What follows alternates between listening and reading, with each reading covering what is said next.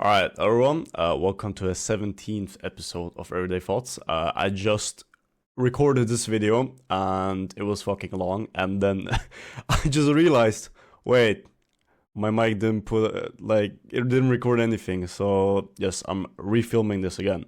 But I have a couple of things prepared that I want to talk about today, and let's get straight into it. So, the first thing is mostly a quote, is basically a quote, but I find it really interesting. And so basically it just says, every time you fall into the majority, it's time to pause and reflect.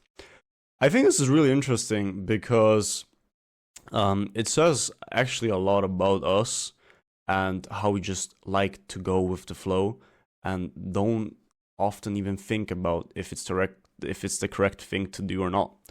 I mean, it doesn't say that you can't go with the flow. I mean, bro, just look at murders. Like, no one is supposed to murder somebody, but people still do it. Most people don't do it. That means you're going with the flow if you're not killing anyone, which I hope you're not. Does that mean you should not kill, that you should start killing? No, of course not. The whole thing is about you and me reflecting and thinking if we're just thinking about the behavior that we're doing and that everyone else is doing. So basically, if we're all doing something and it's not a good thing, but everyone is doing it, you might think, well, I mean, everyone is doing it, so it's fine, I guess.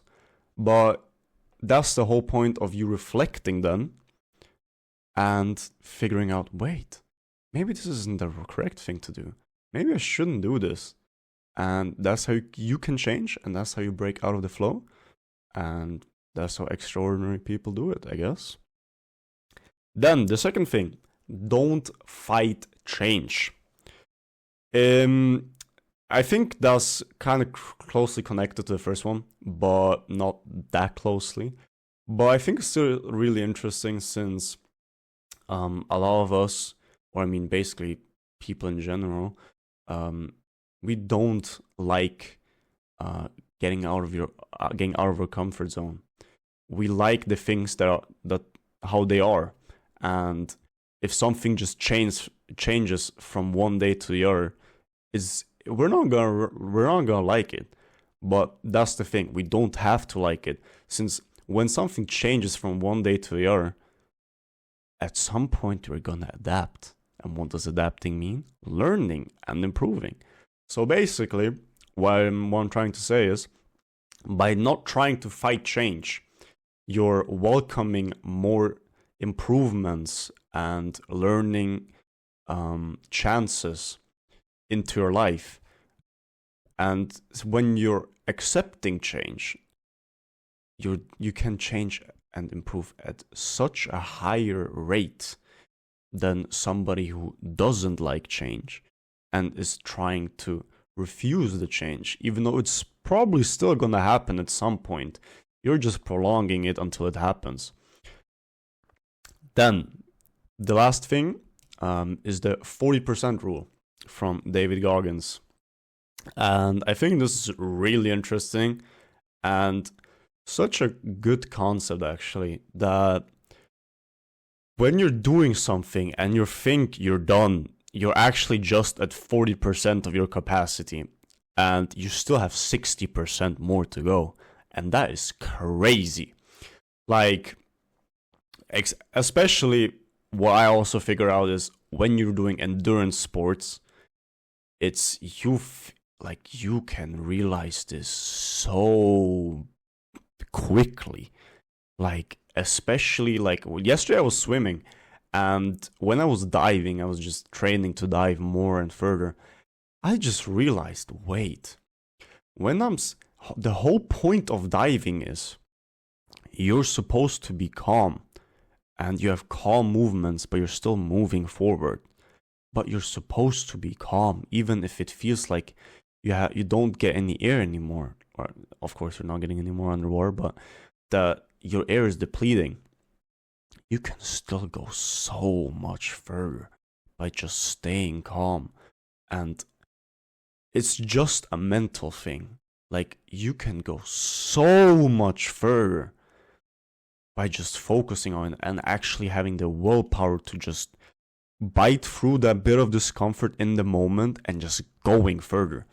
But that's the thing.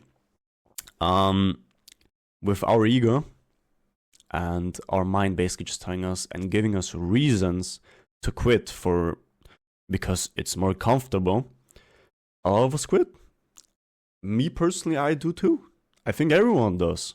But it's just the way, if it's always happening or if you're actually actively trying to go further and further. And that's why I think the gym is such a good place, not just for your physical body, but also for your mental health. Since you can just get this threshold up.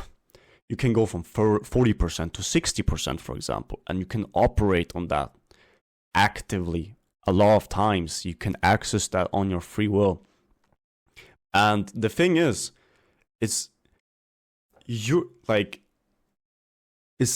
you're just building up mental capacity, and that translates to so many other things in your life, especially like work or school or I don't know.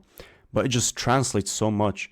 And of course, everyone is capable when shit hits the fan. Everyone should be capable to go 100%, like in pure panic, when just your brain shuts off and you're just going and going and going. But that's never gonna really happen, to be honest, or very rarely. But the point is that you can access that on your own without having any panic.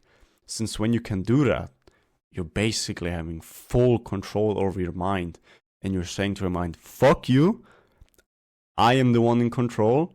I don't care what you say to me. I'm still gonna keep going and going and going and just push my body to the full edge, or just to a full capacity that it's capable of. So yes, what does that mean?